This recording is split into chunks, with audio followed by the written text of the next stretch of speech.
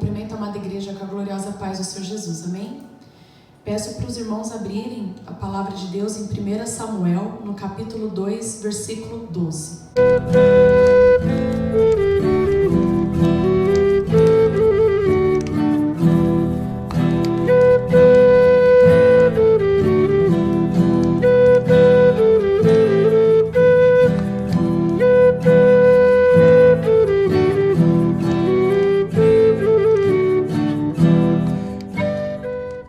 Diz assim a palavra do Senhor: Ora, os filhos de Eli eram filhos de Belial, eles não conheciam o Senhor. E o costume dos sacerdotes com o povo era que, quando qualquer homem oferecesse sacrifício, o servo do sacerdote vinha, enquanto a carne estava em fervura, com um gancho para carnes de 3 dentes em sua mão. E ele lançava na panela, ou tacho, ou caldeirão, ou pote, tudo que o gancho de carne trazia para o alto. O sacerdote tomava para si. Assim faziam em Siló a todos os israelitas que para lá iam. Também antes de eles queimarem a gordura, o servo do sacerdote vinha e dizia ao homem que sacrificava: Dá a carne para o sacerdote assar, pois ele não terá carne mal cozida de ti, porém crua.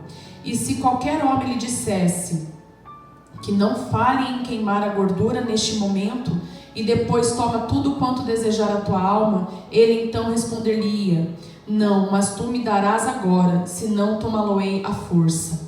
Peço também para os irmãos abrirem no capítulo 4, a partir do verso 1, que diz assim: E a palavra de Samuel veio para todo Israel. Ora, Israel saiu para lutar contra os filisteus e acampou ao lado de Ebenezer. E os filisteus acamparam em Afeque. E os filisteus colocaram-se em ordem contra Israel, e quando se enganjaram na batalha, Israel foi ferido diante dos filisteus. Eles mataram cerca de 4.000 homens do exército no campo. E quando o povo chegou ao campo, os anciãos de Israel disseram: Por que o Senhor nos feriu hoje diante dos filisteus? Removamos a arca do pacto do Senhor de Siló até nós, para que quando vier para o meio de nós, possa nos salvar da mão dos nossos inimigos.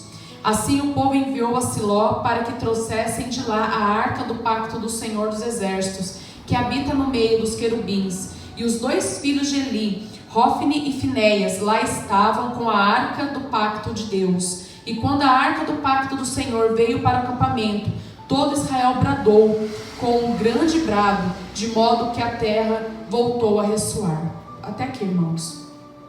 Irmãos, essa palavra que eu trouxe nessa noite está falando sobre os filhos de Eli, o Hofni e Finéias, que eram sacerdotes que serviam na casa do Senhor. Mas aqui, quando nós vemos no versículo 12, fala que eles não conheciam o Senhor. Como pode um sacerdote que trabalha na obra do Senhor não conhecer ao Senhor? E aqui mesmo eles falam que eles eram filhos de Belial. Aqui diz filhos de Belial, muitos falam filhos da perdição, e essa expressão relata sobre pessoas moralmente corrompidas. Aqui fala de 2 rapazes que tiveram como seu pai Eli, que era o sumo sacerdote, aprenderam as coisas de Deus, trabalhavam para as coisas do Senhor, mas eles eram corrompidos. Eles faziam a própria vontade deles, eles não faziam a vontade do Senhor, eles não tinham temor, não tinham tremor, eles não obedeciam a Deus, mas eles queriam fazer as coisas conforme a tua vontade, eles queriam fazer as coisas conforme o coração deles os mandava.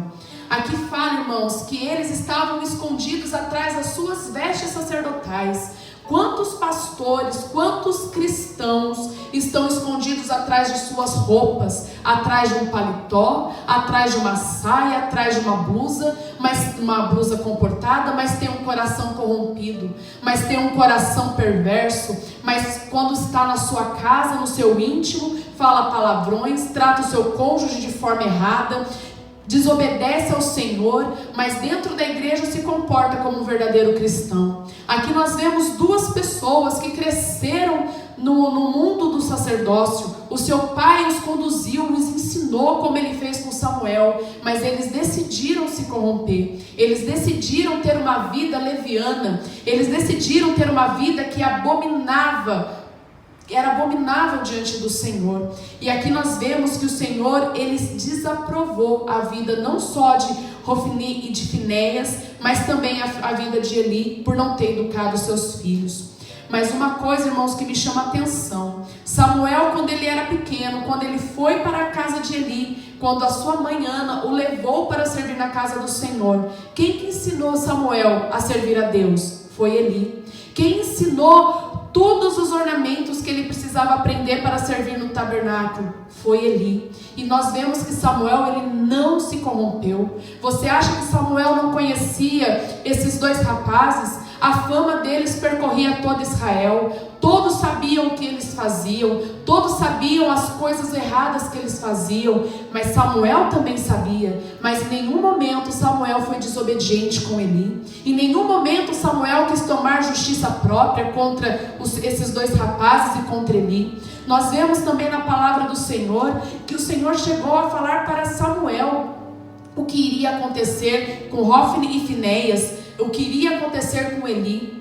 Mas Samuel, mesmo sabendo da desaprovação de Deus em relação a esta família, ele nunca ergueu a sua mão contra Eli e contra os seus filhos, por obediência a Deus. Algo que nós temos que aprender aqui nesta noite, irmãos, é que quando Deus, ele ergue um pastor, ele ergue alguém da igreja para fazer a obra, e essa pessoa começa a estar na corrupção, começa a desobedecer, é com Deus que ele vai tratar. Não é você que tem que estender a mão, não é você que tem que fazer justiça própria, não é você que tem que se vingar, mas tem que entregar nas mãos do Senhor. Porque se você quiser fazer justiça própria, a mão de Deus vai pesar sobre a sua vida, porque esse não é assunto seu, mas é assunto de Deus com a pessoa com quem ele escolheu. Porque o sacerdote era escolhido por Deus, não era escolhido por qualquer outra pessoa, era Deus que escolhia. E se Deus escolheu, é Deus que vai tratar com aquela pessoa, não sou eu e não é você.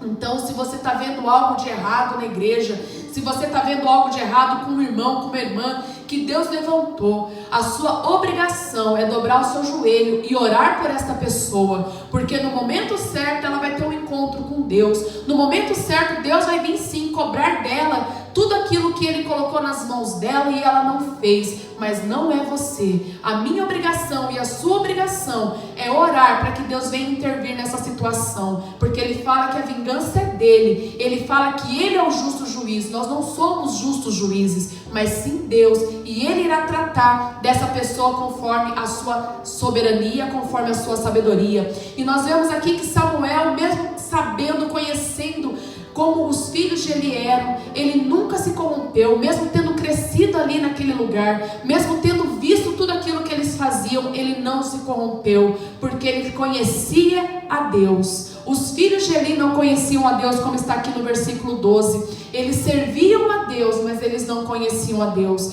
Eles não tinham temor do Senhor, porque eles não conheciam a Deus. E uma coisa também que Deus tem chamado a atenção: como você vai temer a Deus se você não o conhece? Como você vai obedecer a Deus se você não o conhece? Se você não pega o seu tempo para conhecer a Deus através das Escrituras, se você não pega o seu tempo para orar a Deus, para Deus ter um relacionamento com você, como você irá conhecer a esse Deus? Como você irá conhecer um Deus que você não se relaciona? Como você irá conhecer um Deus que você não se esforça em conhecê-lo, em aprender mais dele? Não é porque você está na igreja, que você vem nos cultos, que você ouve a palavra de Deus, que você é um conhecedor de Deus. Isso tem que ser algo pessoal entre você e Deus. É no seu quarto, é na sua casa, todo dia, pegando a palavra do Senhor, buscando entender, conhecer a Deus, buscando saber a sua vontade.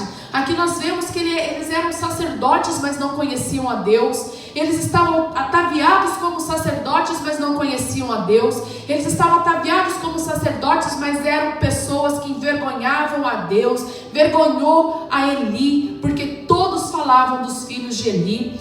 Eli foi repreendido várias vezes por causa de seus filhos. Ele não tomou nenhum posicionamento. Por isso que a ira de Deus veio sobre seus filhos. Deus o alertou no mínimo 2 vezes. E ele mesmo assim não teve forças para corrigir os seus filhos. E a ira veio. E você vê que Deus falou que os seus 2 filhos iriam morrer no mesmo dia. E os seus 2 filhos foram mortos nesta guerra. Sabe por quê, irmãos? Porque o julgamento do Senhor começa na casa do Senhor. O julgamento de Deus começa na casa do Senhor, para depois Ele julgar as pessoas lá fora. Como tem sido a minha conduta e a tua conduta diante do Senhor? Como que nós temos andado na presença do Senhor? Como nós temos nos comportado na presença do Senhor? Aqui em 2 Samuel, no capítulo 2, no versículo 18, fala assim: porém Samuel ministrava diante do Senhor, sendo criança, cingido com um éfodo de linho, vestido como um sacerdote. Aqui nós vemos que Samuel, mesmo estando no meio da corrupção, ele não se contaminou. Mesmo estando no meio da corrupção, ele era separado. Ele era uma pessoa separada. Ele servia a Deus, ele não servia a Eli. Ele fazia tudo para Deus e não para Eli. Para quem você tem entregado a sua obra? Você tem feito a sua obra para Deus ou para as pessoas do seu lado? Você tem feito a obra para Deus ou para se vangloriar para o irmão do lado de que você tem feito as coisas? Deus é o nosso principal motivo de fazer as coisas. Não é o nosso irmão do lado, não é o nosso irmão da direita. Nós temos que fazer por amor a Deus. Tudo que nós temos que fazer é por amor a Deus. E aqui mostra que Samuel, ele ministrava diante do Senhor. Ele sempre estava na presença do Senhor. Ele fazia com amor a Deus. Ele fazia porque ele queria mais de Deus. E você vê que Samuel foi quem Deus usou para falar com Samuel. Porque nessa época, Deus não falava muito com os profetas. E com Samuel, Deus falou, mesmo ele sendo uma criança, porque Deus conhecia o coração de Samuel. No versículo 22 diz assim: ora, Eli era muito velho e ouvia tudo que seus filhos faziam a todo Israel, e como eles se deitavam com as mulheres que se reuniam à porta do tabernáculo da congregação. E ele lhes disse: por que fazeis vós tais coisas? Pois ouço de todo este povo sobre o vosso mal proceder. Não, filhos meus, pois não ouço nenhum bom relato. Vós fazeis com que o povo do Senhor transgrida. Seja um homem pecar contra o outro, se um homem pecar contra o outro, o juízo julgará. Mas se um homem pecar contra o Senhor, quem intercederá por ele? Não obstante, eles não atentaram à voz do seu pai, porque o Senhor os mataria. Olha, irmãos, que profundo. Aqui Eli fala para os filhos dele: vocês estão fazendo com que o povo de Israel transgrida. Nós temos que ser exemplos. Pastor tem que ser exemplo, irmão da igreja tem que ser exemplo, porque se nós não formos exemplo, nós vamos fazer aquele que está do nosso lado transgredir. Olha a responsabilidade sobre a minha vida e sobre a tua vida, de ter uma vida santa, de ter um bom testemunho, de ter um bom andar com Deus. Deus aqui ele fala: você está fazendo o povo de Israel transgredir. Às vezes nós vemos aqui na igreja, estamos de bem com todo mundo, nos fazemos um papel de bom cristão, mas chegamos na nossa casa, somos mal educados com o nosso cônjuge, com os nossos filhos, podemos fazer a nossa família transgredir pela nossa conduta. Muitos aqui têm pessoas em sua família que não são convertidos, ou muitos aqui têm pessoas que começaram a caminhar com Deus há pouco tempo, e vendo a nossa conduta errada, vendo o nosso mau testemunho, o que eles irão pensar de nós? Irão seguir o mesmo exemplo que nós? Irão transgredir? E isso vai vir sobre a minha cabeça e sobre a tua cabeça, essa responsabilidade de sermos certos, santos, de sermos retos diante do Senhor. No versículo 26 diz assim: e o menino Samuel cresceu e tinha o favor tanto do Senhor como também dos homens. Nós vemos que do mesmo tempo que os filhos de Eli transgrediam contra Deus, que não se importavam com as coisas do Senhor, vemos aqui que o pai dele tentou corrigi-los, tentou falar com eles, mas não teve força e eles não deram atenção. Nós vemos do outro lado um menino, uma criança crescendo e tendo o favor de Deus e o favor de Israel. Um menino crescendo em santidade, um menino crescendo na presença do Senhor. O que chama a minha atenção aqui no versículo 25 é quando ele fala: se o homem pecar contra o outro, o juízo julgará, mas se um homem pecar contra o Senhor, quem intercederá por ele? Quando eu e você pecamos contra Deus, quem vai interceder por nós, irmãos? Quem vai interceder por você com as blasfêmias? Quem vai interceder por você por levar a obra do Senhor de qualquer maneira? Não é contra o homem que você está pecando, mas é diretamente contra Deus. Ele está sendo o maior ofendido nessa situação. Quando nós nos comportamos de forma errada, quem que vai interceder por nós quando nós estamos aqui na frente tendo uma conduta e lá fora tendo outra? E Deus vendo isso, você acha que a mão de Deus não vai pesar sobre a sua vida? Você acha que Deus não vai dar um basta, como Ele deu na vida de Finéias e de Hofni? Você acha que Deus não vai dar um basta? Deus é misericordioso sim, mas também Deus é justo juiz. Chega um momento que Deus fala: chega de brincadeira na minha casa, chega de confusão na minha casa, chega de levar as minhas coisas de qualquer maneira. Deus sempre teve regras, irmãos. Desde a criação do mundo, sempre teve leis, sempre teve regras que tínhamos que seguir. Não é hoje que Deus mudou, porque na palavra de Deus fala que Deus nunca muda. Hoje também tem as mesmas regras, as mesmas leis. E quem sou eu e você para achar que podemos desobedecer a Deus? Podemos viver uma vida de qualquer maneira? Podemos nos esconder atrás da Bíblia para que o irmão veja: nossa, como ela é crente, mas lá na minha casa eu sou uma pessoa do inferno, que só trago contenda e confusão. Você acha que Deus não vê isso? Você acha que Deus não vê quando eu abro a minha boca para fofocar? Eu abro a minha boca para criar contenda? Eu abro a minha boca para diz que me disse? Você acha que Deus não vê o exemplo que eu estou dando para as pessoas que estão ao meu redor? E eu venho aqui na frente e venho pregar com autoridade. Que autoridade? Você vê que Eli aqui não tinha autoridade nem com os filhos dele. Não tinha autoridade para corrigir os filhos dele. Deixou as coisas acontecerem. E olha o final que teve a vida dos filhos dele e até mesmo dele. Quem sou eu e você para brincar com as coisas do Senhor? Para levar a vida cristã de qualquer maneira? Se Deus tem algo para a nossa vida, se Deus colocou uma missão para a nossa vida, se Deus deu uma obra para nós fazermos, nós temos que levar tudo isso na seriedade, no temor e no tremor, na santificação. Temos que ter uma vida que agrade ao Senhor. E eu queria que os irmãos abrissem comigo em 1 Pedro, no capítulo 2. Porque muitos podem estar perguntando: mas irmão, o que isso tem a ver? Eles eram sacerdotes. Eu não sou sacerdote. Mas aqui em 1 Pedro fala que eu e você somos sacerdotes. Somos sacerdotes das nossas vidas. E que nós temos as mesmas responsabilidades como aqueles sacerdotes tinham. Em 1 Pedro, no capítulo 2, versículo 9, diz assim: mas vós sois uma geração escolhida, um sacerdócio real, uma nação santa, um povo peculiar, para que anuncieis os louvores daquele que vos chamou das trevas para a maravilhosa luz. E em Apocalipse, no capítulo 20, no versículo 6, diz assim, só um minutinho. Diz assim: abençoado e santo é aquele que tem parte na primeira ressurreição. Sobre estes a segunda morte não tem poder, mas eles serão sacerdotes de Deus e de Cristo e reinarão com ele 1000 anos. Irmãos, eu e você somos sacerdotes. Somos sacerdotes da nossa própria vida e também somos sacerdotes da nossa casa. Muitos homens aqui na igreja têm que tomar essa posição de sacerdote, porque eles são sacerdotes da família, porque é eles que vão guiar a família na leitura da palavra, na oração, no exemplo. E além disso, somos sacerdotes da nossa própria vida. O que é ser um sacerdote?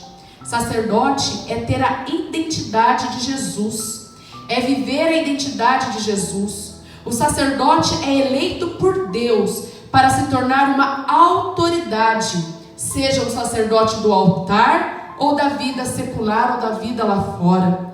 Onde você está plantado, seu sacerdócio deve ser exercido. Você é sacerdote da sua própria vida. Sacerdote é ter uma vida igual a Jesus. Sacerdote é ter a autoridade de Deus para você exercer aonde você estiver. E como você vai receber essa autoridade vivendo de qualquer maneira?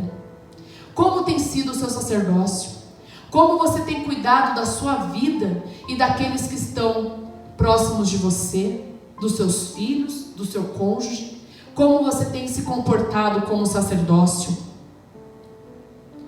E nós somos sacerdotes sim, porque nós somos sacerdotes para oferecer sacrifícios espirituais, que está aqui em Hebreus, no capítulo 13, no versículo 15, que diz assim, Hebreus 13, capítulo 15: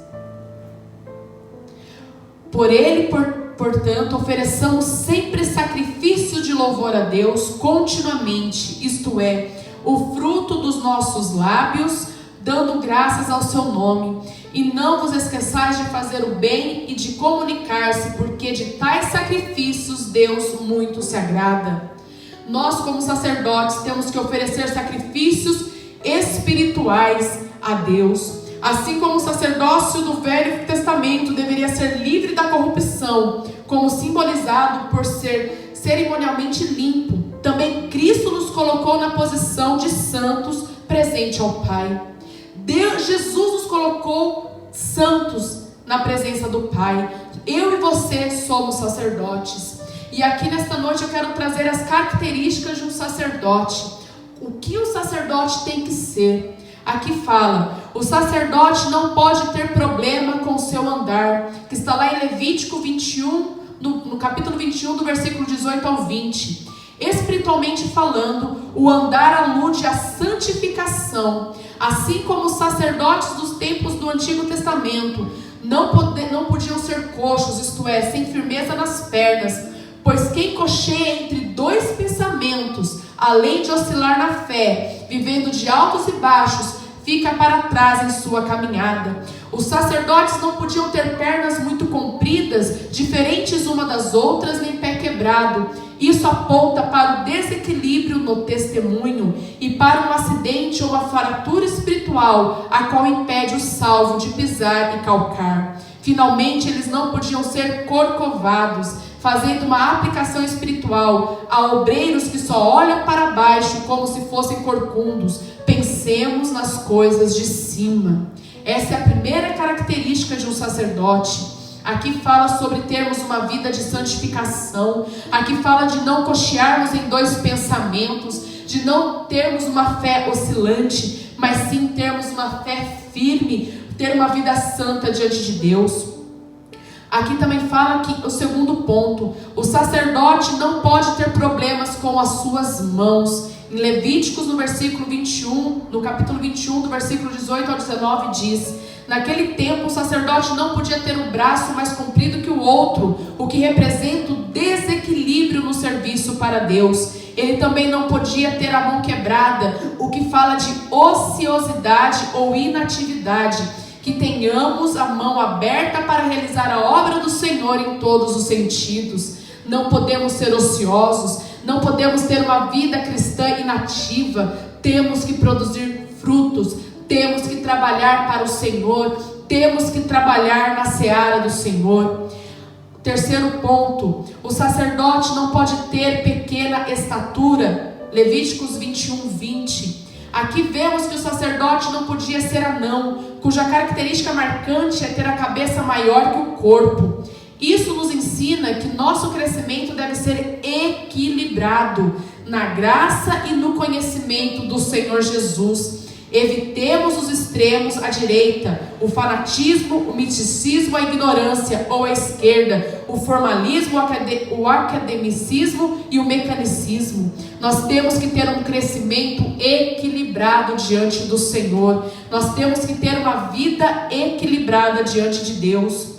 Quarto ponto, o sacerdote não pode ter problema com a visão. Levítico 21 também, do 18 ao 20. Nos tempos do Antigo Testamento, o sacerdote não podia ser cego nem ter belida, névoa, mancha no olho.